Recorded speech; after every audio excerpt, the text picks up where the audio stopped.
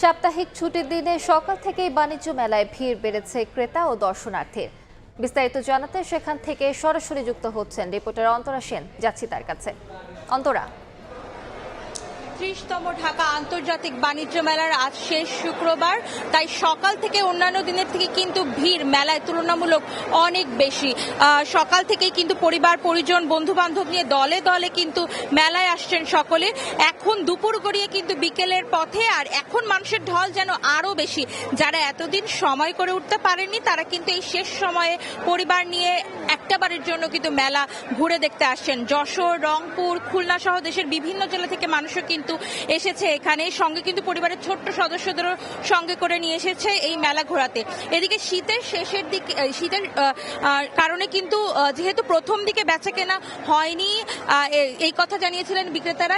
এই মুহূর্তে কিন্তু ক্রেতা দর্শনার্থীদের ভিড় এত বেশি হওয়াতে কিন্তু বিক্রিও কিন্তু বেড়েছে। এতে কিন্তু বেশ খুশি তারা। আর প্রতিটা স্টলেই কিন্তু ক্রেতাদের উপচে পড়া ভিড় আমরা দেখতে পাচ্ছি। সব থেকে বেশি ভিড় আমরা দেখতে পেয়েছি কিন্তু ক্রোকারিজের দোকানগুলোতে।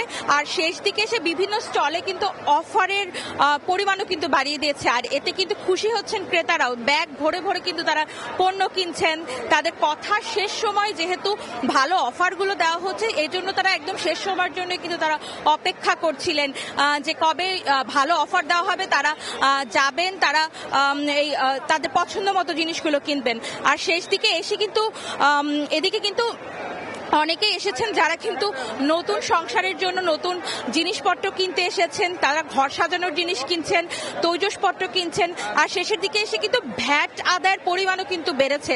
আমরা এখানকার ভ্যাট কার্যালয়ে কথা বলেছি।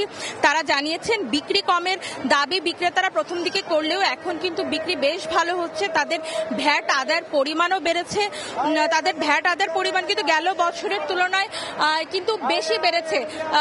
গেল বছরের তুলনায় কিন্তু এবছর ভ্যাট যেহেতু বেশি আদায় হয়েছে, তাই বিক্রিও কিন্তু বলা যায় ভালোই হচ্ছে। এই ছিল আমার কাছে আন্তর্জাতিক বাণিজ্য মেলা থেকে সর্বশেষ খবরাখবর। বাণিজ্য মেলা থেকে যুক্ত ছিলেন অন্তরা সেন।